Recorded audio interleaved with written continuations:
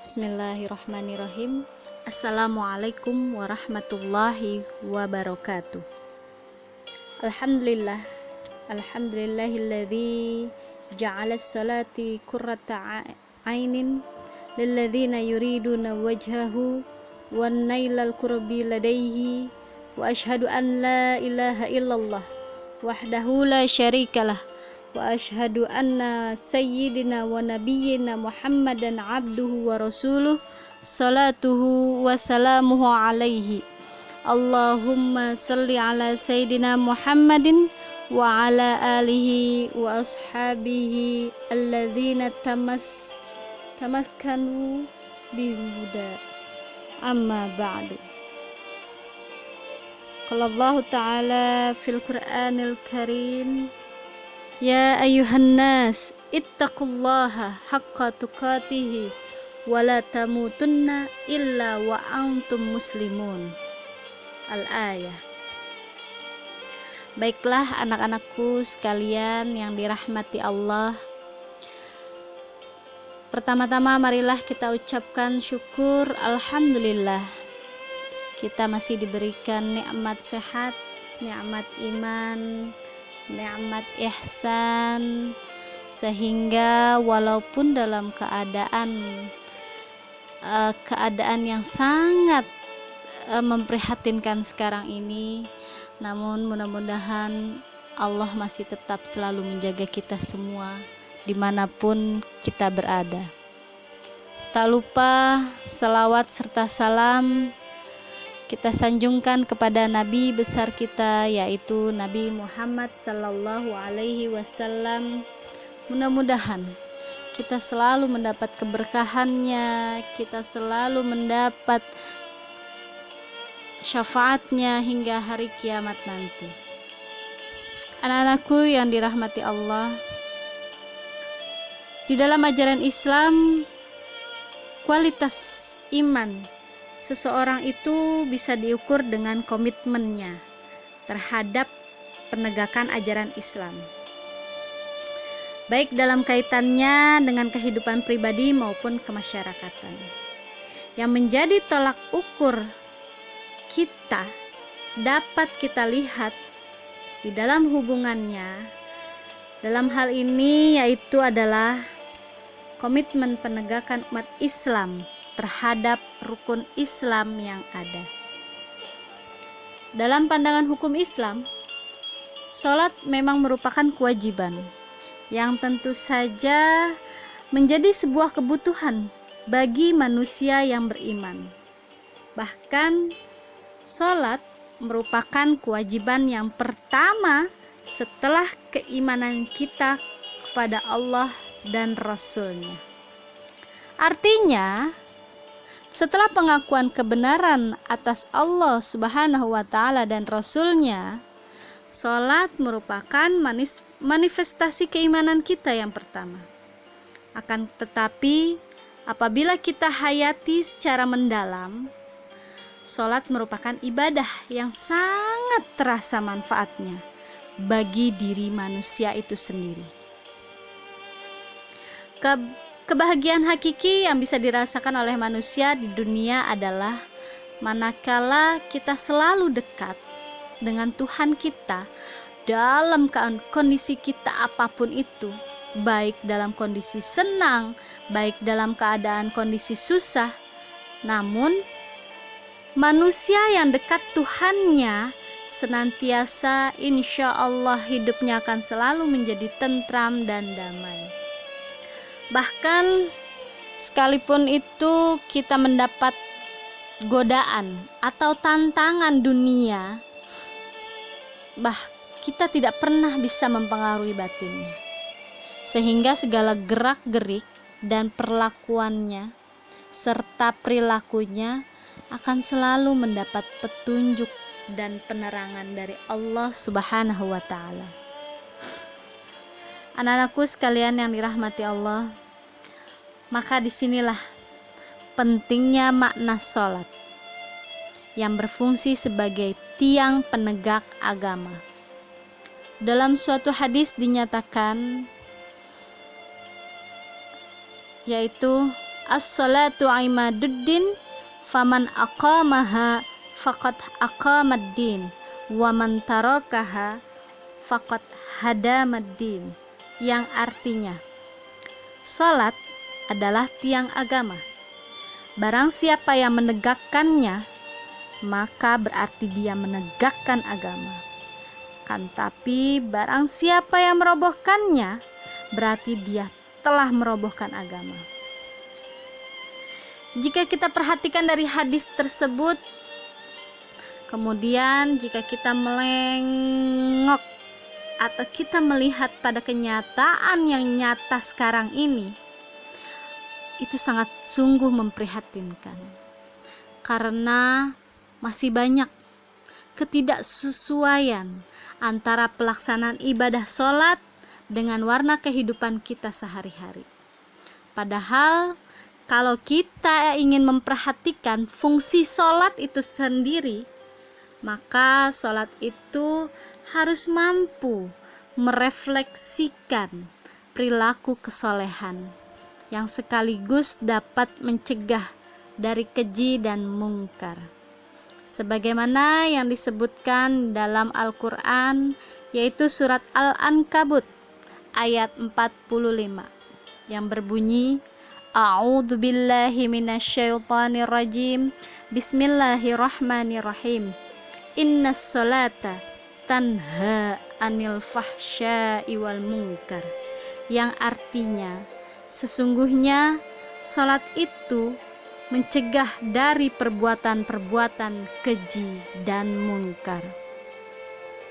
Anak-anakku yang dirahmati Allah, jika kita melihat realita kehidupan yang ada pada zaman sekarang ini, bahkan masih banyak dunia kita dibanjiri dengan kemaksiatan, kekejian, dan kemungkaran. Kiranya kita bisa mengambil kesimpulan bahwa ternyata sholat yang kita lakukan, sholat yang dilakukan oleh kaum muslim, masih sebatas hanya sebagai kegiatan rutin yang bersifat kegiatan ritual belaka.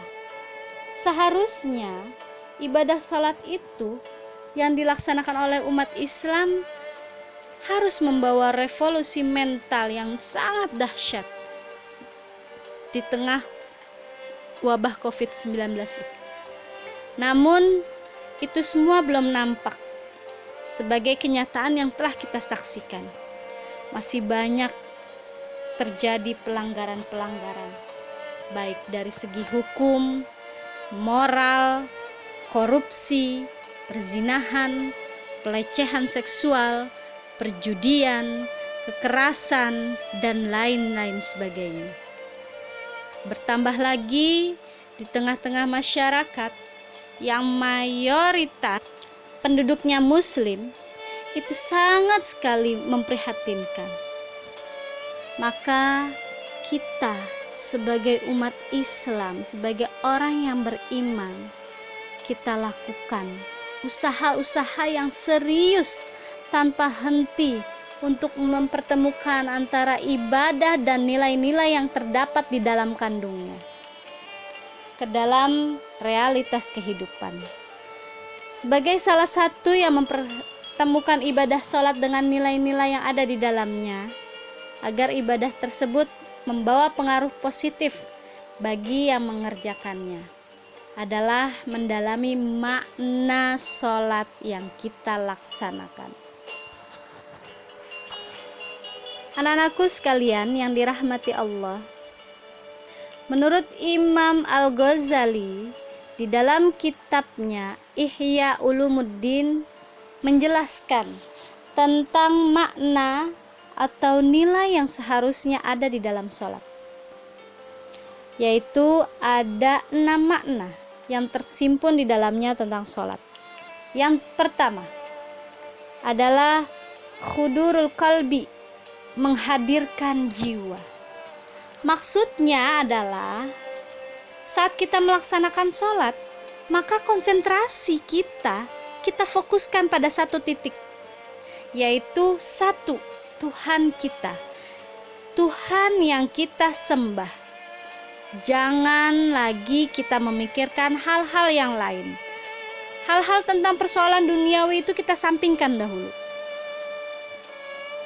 Sebagaimana yang disebutkan di dalam Al-Quran surat Al-Ma'un ayat 4 dan 5.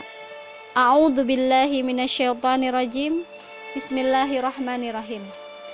Fawailul lil musallin alladzina hum an salatihim sahun. Yang artinya, maka celakalah bagi orang-orang yang sholat, yaitu orang-orang yang lalai dari sholatnya. Makna yang kedua adalah at-tafahum. Artinya, menghayati apa saja yang dikerjakan di dalam sholat. Misal, dalam bacaannya, ataupun gerakan anggota badan kita ketika kita melaksanakan sholat. Karena di dalamnya terkandung pernyataan kesiapan, ada janji dan kepasrahan secara total kepada Allah. Yang kita fokuskan hanya satu, ingat kepada Allah. Seperti dalam firman Allah Subhanahu wa taala dikatakan di dalam surat Thaha ayat 14. A'udzu billahi minasyaitonir rajim. Bismillahirrahmanirrahim. Wa aqimus shalah lidzikri. Yang artinya, dan dirikanlah sholat untuk mengingat aku. Yang ketiga adalah at-ta'zim, yang artinya adalah sikap mengagungkan Tuhan, yang kita sembah secara kesadaran total bahwa betapa manusia itu tidak ada artinya di hadapan Sang Khalik. Yang keempat adalah al-haibah, artinya adalah rasa takut yang sesungguhnya hanya kepada Allah. Yang kelima adalah ar-raja, artinya adalah harapan untuk mendapat rahmat dan ridhonya dari Allah. Terakhir adalah al-haya, atau rasa malu kepada Allah. Karena apa yang kita persembahkan kepada Allah sama sekali belum sebanding dengan rahmat dan karunia yang telah Allah berikan kepada kita. Anak-anakku sekalian yang dirahmati Allah, jika kita menghayati sepenuhnya terhadap apa yang kita kerjakan di dalam sholat kita, secara bertahap kita telah dipertemukan antara ibadah ritual dengan nilai-nilai yang terkandung di dalam sholat. Dan selanjutnya kita akan terbiasa merefleksi, menjelma dalam perilaku sosial kita.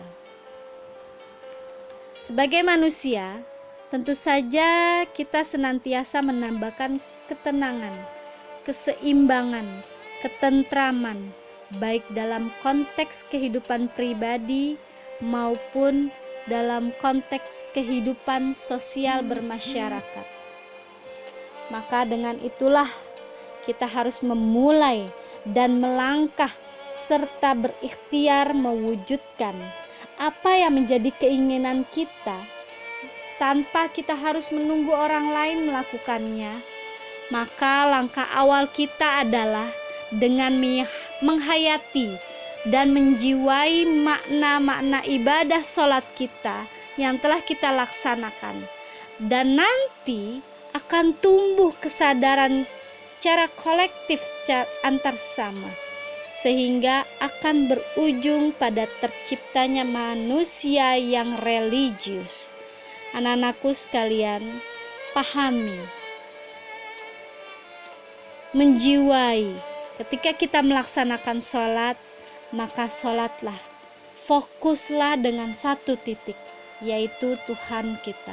Insya Allah, apabila kita khusyuk, kita menjiwai makna dari ibadah sholat, insya Allah hidup kita akan selalu menjadi tentram, damai, dan Tuhan kita akan mendengarkan kita.